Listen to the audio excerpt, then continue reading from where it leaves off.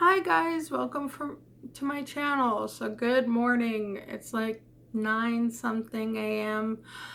I got up early for this video.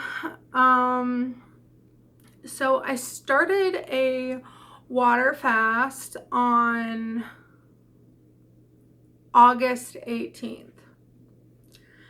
And the first let's say the first 3 days were great. I didn't have any issues. It was completely fine. Now keep in mind, I've water fasted in the past. I've been able to do 2 weeks, and I'm sure if I did them even better, I would have been able to last longer. But this time I lasted only 6 days. And I attribute that to the fact that my body is so much more different than back then. I was actually smaller then. I was more active, things like that. So I want to preface the fact that if you are 400 pounds and you have extreme health issues like me, like HS and Hashimoto's, I would recommend building up to a water fast and prep your body into it. Now I can do a video on how to maybe properly do that, but everybody is different. So I lasted 3 days for this water fast. On day 4, I started to develop something that actually I didn't even know was a thing. I started to develop phantom smells in my water. And at first I was like, I think I need to clean my water bottle. Like, the first smell I was smelling was like smelly socks. It was horrible. And then it went to like wet dog and like things like that. And it was absolutely a horrendous smell coming from my water. Well, I started to realize that it was actually phantom smells. And I looked it up, and apparently people in ketosis, there is a symptom that sometimes people get when in ketosis, which is phantom smells. Now, ketosis is actually a good thing. When your body is in ketosis, your body is able to heal itself and burn its own fat for storage, which is why a lot of people do keto diets. So then it went to, and my brain is really complicated. So then the issue became, because my water, no matter what I do, smells horrific, I don't want to drink it. And it got to the point where I wouldn't even think about drinking water, so I would completely forget. And so when I would completely forget, or I would resist drinking the water, of course I was getting dehydrated. I have that issue anyways, but I was trying to be better. But because of these phantom smells, it got worse. And then it got to the point where I started becoming irritable, like really irritable, and fuming mad at situations that normally wouldn't make me fuming mad. Like, yes, they might have hurt my feelings, but like, I'm able to put it to the side or whatever. These times I couldn't. I was just so pissed. And not only that, like, at first I was ignoring that, didn't think it was much of a problem. And then it got to the point where I was having acid reflux. Now, I knew that that was going to be a possibility.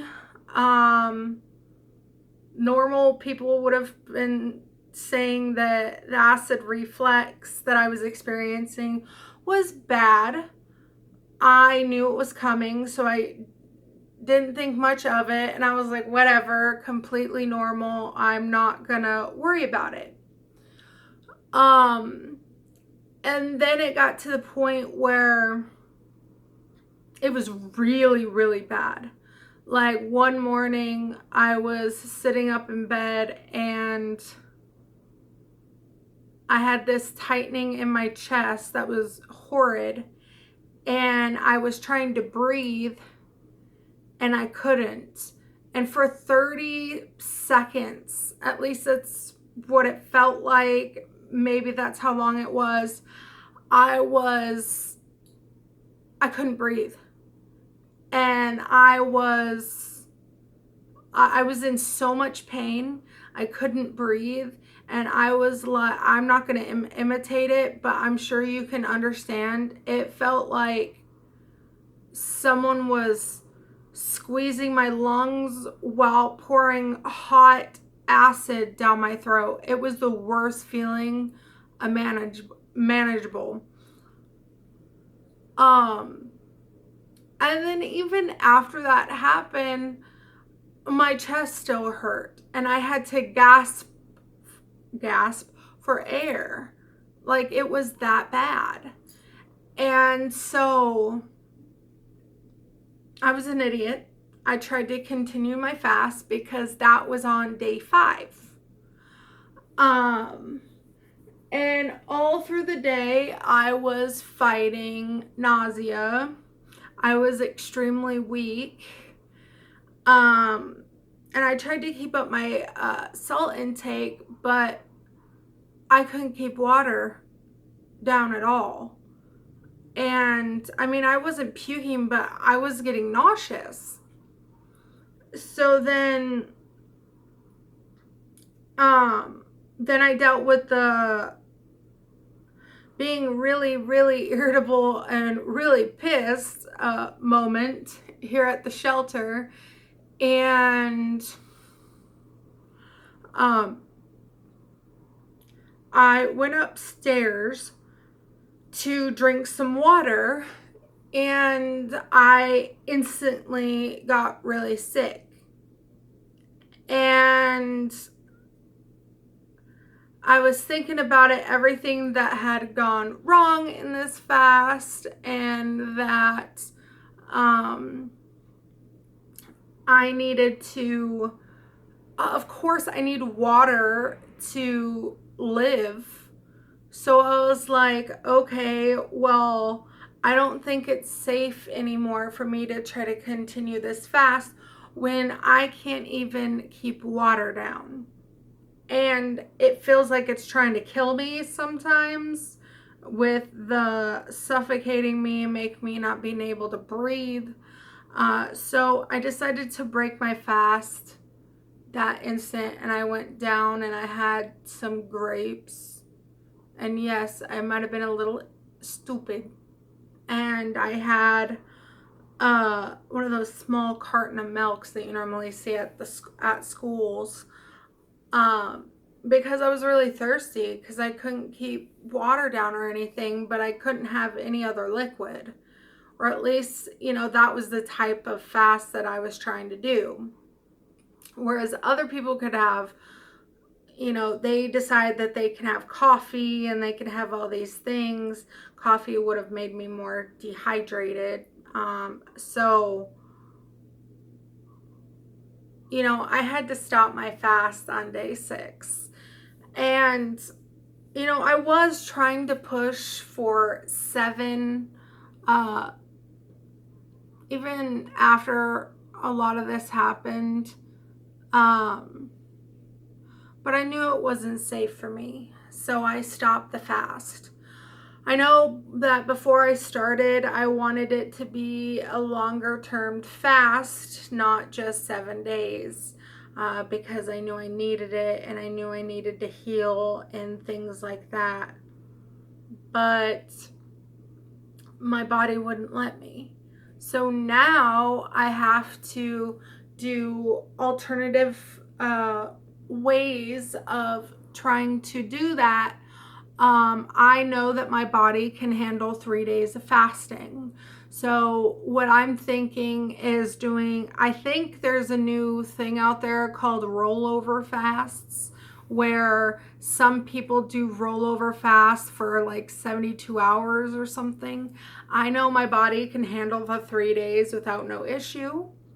So I'm thinking about doing every 3-day rollover fasts, and see how my body is affected by that.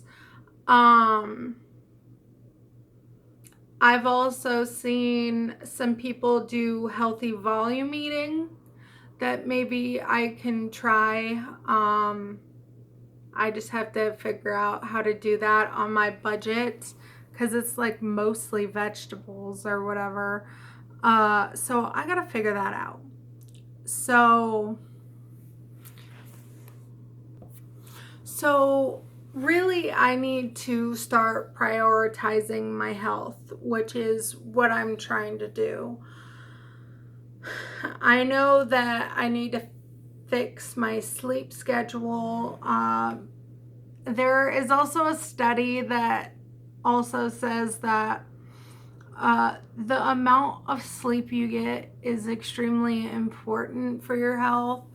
But also there's another study that said that you should make sure that you don't eat for 8 hours before you go to sleep. And that study basically said that it wasn't healthy to have food or any type of drink that isn't water 8 hours before you go to sleep. So I'm going to try to implement those as well, because I think it's extremely important. I'm also extremely exhausted. A lot of people don't realize that when you're homeless, even just existing is extremely hard. When you're homeless, you know, that comes with a list of extra traumas that you also didn't sign up for. So I've already experienced those, but now I'm experiencing them again, you know, and of course I'm stressed because I'm not exactly sure what to do in those moments. And I know that stress isn't good for me on my health journey. So I'm going to have to figure out some de-stressing techniques. And I used to meditate every single day.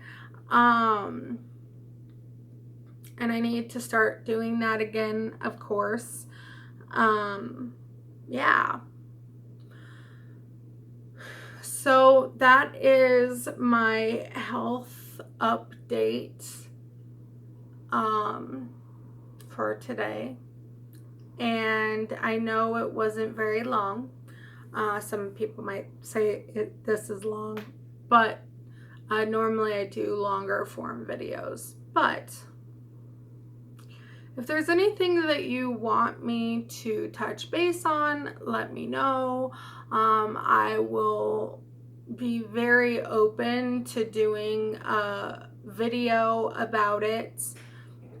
Feel free to leave a comment in the comment section if you have any questions. And please like and subscribe if you want to see more content from me. Thank you. Bye.